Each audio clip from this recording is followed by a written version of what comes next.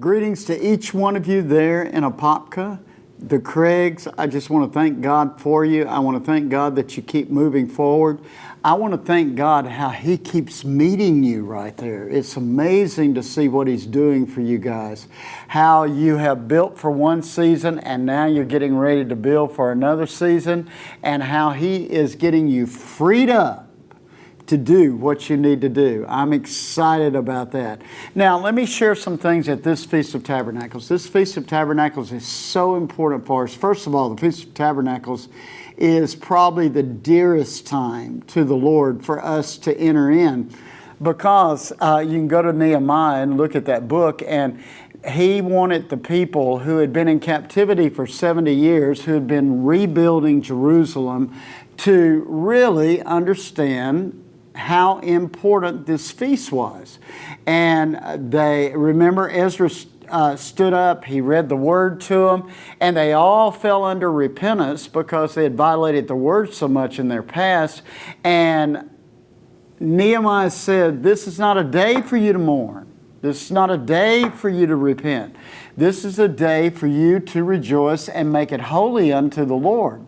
And why he wanted them to do that, he knew that if they didn't break the cycle from last season, they would never be able to enter into what it would take to build for the future. And that is why Feast of Tabernacle becomes so important for us, that we are breaking cycles as we rejoice and are thankful before the Lord, how we're coming together, how we're rejoicing together, and it's building us up so we have the strength to build our future. Now, remember the era we're in. And you can just look back the last couple of years, and it's been very, very difficult in 20 and now leading up to 21. And us now crossing over into really 5782, which in our calendar will be 2022 very soon. And that's why God's calendar is so important to understand, because the Word of God is built around harvest. And once you understand that, and you understand His ways in timing. See, He's not in time, but we're in time. And once you understand His ways in timing, you enter in, and therefore you're preparing each day for the very best that He has for you.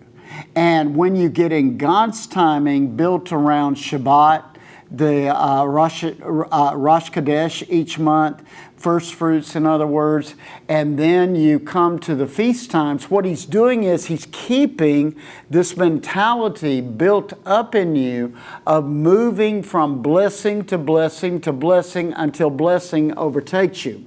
Now, remember the era we're in. We're in a 10-year era here filled with warfare and conflict. It's not going to, I'd love to tell you it's going to get better, but it's really going to become more and more intense over these next several years. And that has nothing to do with God's kingdom people, other than we're going to triumph more and more and more in the midst of our conflicts. But what the whole era is about is coming face to face with the Lord. The Lord pay. The Lord, Sabaoth, the Lord is, the whole era is called pay, which means we're coming face to face with heaven's sound. Now, that's very important, because God is roaring from heaven. He's breathing from heaven. That is what's so key. See, pay is about the word coming forth. It's about the expression. You need to be looking back and see how the Lord has so met you in this era.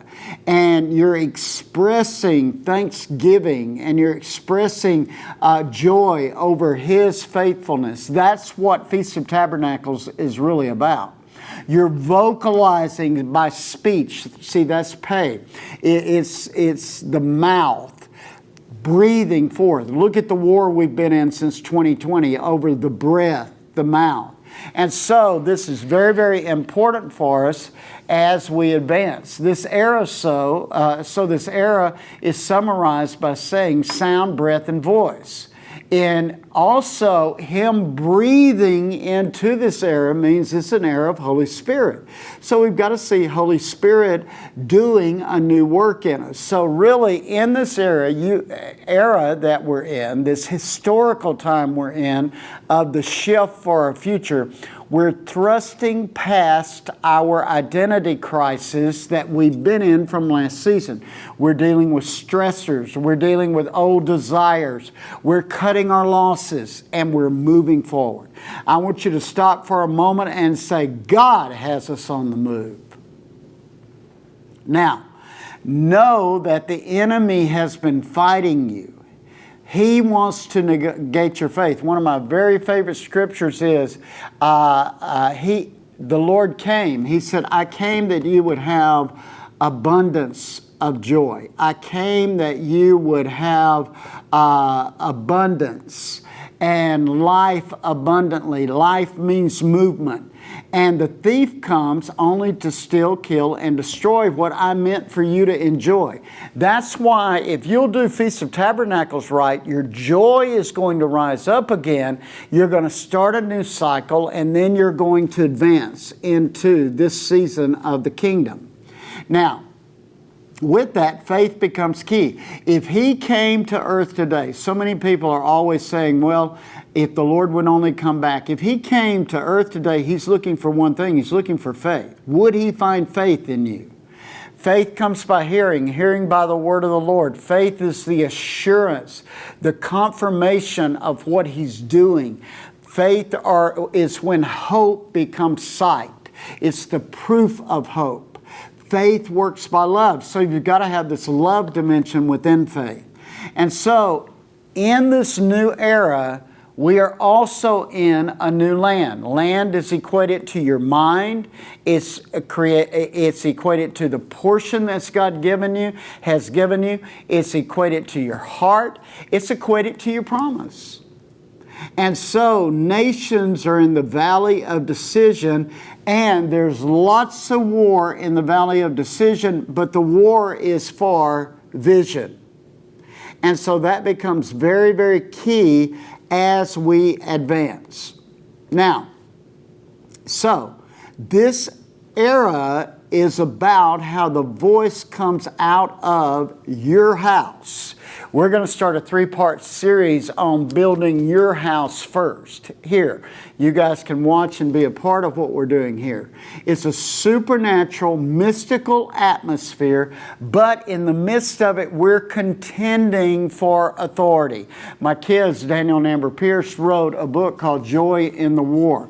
I've got a whole book called The Spiritual Warfare Manual to show you how to war. One of my favorite books I've written is called A Time to Defeat the Devil. I mean, we have an enemy, and we are determining the rule right now for our future. This year is very key for that. Now, let me show you why. Now, notice the year that we're ending. See, time is a circle for the Lord. It's not linear like we think in our Western mindset. So we started at Feast of Tabernacles 2019, and we moved into Feast of Tabernacles 2020, and think of all the conflict we had been in up till that time. And now we're moving into Feast of Tabernacles 2022. Well, last year it looked like this. The Lord blowing fire from heaven. Alamu Beeftu and I wrote a new book called Rekindling the Altar Fire. I wrote a book called Passover Prophecies that you need to grab hold of to show you what this era really is going to look like, because it's a Passover era and we're passing over each year into a new dimension until we finally cross into all that the Lord has for us. And with that, notice that last year I developed this picture along with James Nesbitt to show us how the line of the tribe of Judah is roaring and breathing fire into the earth realm because we're up against a dragon structure. So, lots of conflict, but now we're taking a pause. right here at Feast of Tabernacles to renew our joy. Joy is where you find that inner well. Joy is a fruit. It's not happiness. It's not the same thing. It's linked with your thanksgiving, with you being thankful to the Lord over His faithfulness, and all of a sudden joy just is being expressed from the inner being of your being.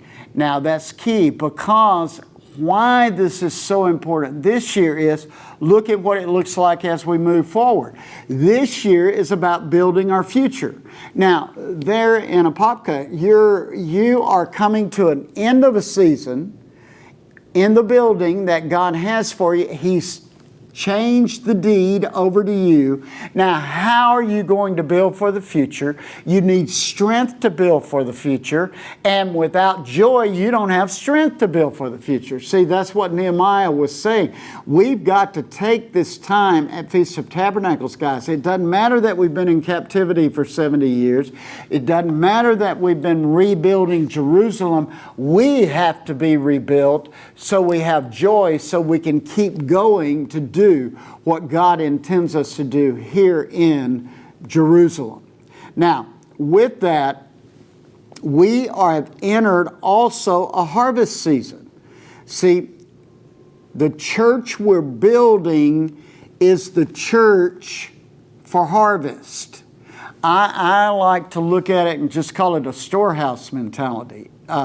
I don't think we have the full plan yet. I think God is starting it this year so we know how to build for the harvest ahead. I was in a big move of God at the end of the 60s, the early 70s, and the church didn't build for that harvest. They actually resisted that harvest. They rejected that harvest. So now we don't want to do that. We have an apostolic strength about us. We have a prophetic dominion about us. And now God is saying, you've been unlocking the kingdom. You've been in a great kingdom season. This whole era is about kingdom. But now I'm ready to start building the church again in this era. We build the church. If you stay in last season's structure that was built, and when I don't mean physically, I mean the principles and the wineskin of last season, you're not going to fully make it available for the harvest that's ahead. So the Lord's giving us a new blueprint for harvest right now. We're entering this harvest season because from heaven, every time He blows, the harvest sickle begins to move. We've created a new wineskin called Kingdom Harvest Alliance to try to gather the harvesters that God has. Because it is time that we are now, I wrote a book called Possessing Your Inheritance, but now it's time that we go to war, we build the storehouse for the future, and we secure our inheritance. And with that harvest sickle moving in the earth, the harvest is getting ready to be threshed. It's just amazing what God is doing. Now, let me summarize this year for us. It's called actually the year of the container, the house, the dwelling place. Your home is important. The covenant's important. How you worship each month becomes very important. But it's actually about building the house, starting with you. And so, as you feast and as you enter into joy, you are actually developing a house inside of you that He will be at home with. Now, why this year becomes so important, let me show you something. When you look at the letter of this year, it looks like the era that we're living in. And so, built in the era that we're living in this era, is this new house. See, we are establishing the house in this era for the future. And remember, biblically, usually the house would last about, a new wineskin happens every 7 years, but he came back at the end of 70 years after death, and he visited the 7 key churches in Revelation to see how they had built, to see where they were, and to tell them, you've got to allow the Spirit to hear what the Spirit is saying so you build for the future. That's the same place we are right now. We are building the house of God. Kevin, you need to speak on Bethel. You need to speak on how the churches were built. You need to do a whole series in that so people understand what the Lord told them to ready themselves for the future. Now, with that, see, Bait, the year 2, this is what we've stopped to celebrate, and then we'll actually fully cross over into that about Passover time in our year 2022. And this is linked with covenant and house is linked with a structure for sons and daughters that will carry on. So really, this is really key for us as we move into the season ahead. Now, know that we have been restoring the covenant root. That's what 1 was about. See, Aleph was about restoring the covenant root so that we could release glory into the atmosphere. It was about returning to the parent root. Now we're crossing over from the original vision that God gave you into the adjustment of the vision for the fruit that will come from the root.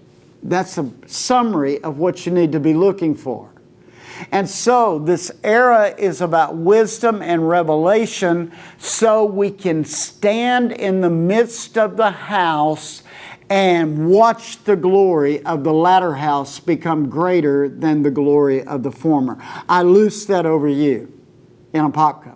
I say the glory of the latter house will be greater than the glory of the former.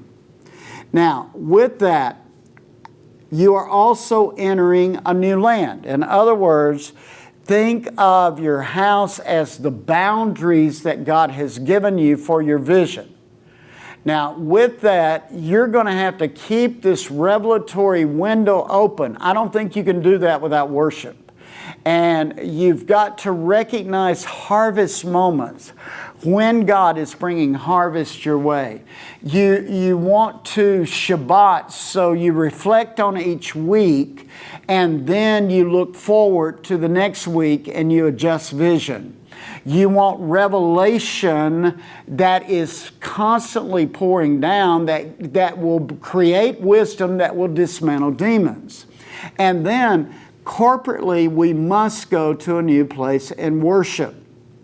I've been saying this for a year now. We've got to have lookout intercession. We've got to be able to see around the corner before we go around the corner. It's so many ambushes laid out for us. And if we'll worship properly, God will set ambushes against the enemy. We've got to see new paths cleared so that we can get ready to build for the future. So we are entering like a 4 to 6 month period where you're going through this process. You're moving from Laodicea into Philadelphia. You're moving in Ephesus into a new dimension. If you'll read all those churches, you'll begin to see what I'm talking about. And you'll see that God has a plan and the Spirit is already moving to speak to you. Now, that's why this Feast of Tabernacles is so important. You must receive new strength to build. You can only receive new strength if you receive new joy. And from that, joy is what needs to start. It was what manifested in the early church. It was the signet of the early church. Alan Mobutu and I just finished a book called The Signet Ring. See, it's what made them known in the midst of their sufferings. They expressed such joy and peace because God, when He started the church, He wanted it to keep building. He wanted it to go from generation to generation to generation, even into this era that we're in right now, and we've got to build so it goes into the next era. So this becomes very, very key. That's why if you ever get into cessation theology, you're going to lose joy. Because that says God, the Spirit ended at a certain time where God is still building. He's passing the mantle from apostles and prophets on each decade as we move forward from wineskin to wineskin. Now, with that, another thing about this year is, notice it's the concept of surrounding your inheritance. You want to get your boundaries. You want to get your boundaries understood, the vision boundaries you have. Then you want to put your inheritance, your portion of those boundaries, you want to surround it or encircle it with God's presence. You want to stake your claim over it. After you come out of Feast of Tabernacles, stake your claim over your future, your sphere, your territory that God has called you to, your influence He's calling you to. This is so key for us as we advance. And so with that, I want you to stop right now, and this is how I'll end with us. I want you to determine, I'm going to break old cycles that would try to pull me back. I refuse to back up. Now just stop right out there where all of you are. Put your hand on somebody and say, you're not backing up this season. Now remember, one of Zechariah's visions was God dropped this plumb line down and set boundaries for them to build. I decree right now, your boundaries are going to be redefined. I also decree that you're going to have access to overtake anything that's within your boundaries. See, when God promised Abraham the boundaries of His covenant in Genesis 15, inside those boundaries were all the ites, the Canaanites, the Girgashites, the Jebusites, the ites, 7 different structure of ites. He said, all of those in your boundaries belong to you. The whole book of Joshua is about transferring the wealth of the Jebusites over to God's people. And see, right now, we are starting a process of transferring the wealth of our enemies. We're preparing a house this year to transfer the wealth of our enemies into. We're developing a watch mentality over our boundaries, but we're also developing a mind skin for a new wineskin. That becomes so key for us. So, you are finding your position, and just like 2 Chronicles 20:20 says, you're going to gain joy. Your joy is going to increase week by week by week as you ambush, as you position yourself, and then the Spirit of God comes down and causes your enemies to go into confusion. Then you're going to watch the new manifest. You're at an awesome place.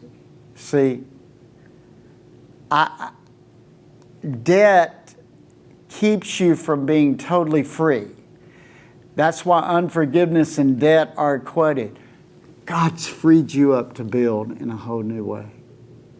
I decree right now at this Feast of Tabernacles, you are going forth to build your future, and I can't wait to hear the reports of how people in Apopka overtook all of Florida and caused the world to see a new move of the Spirit.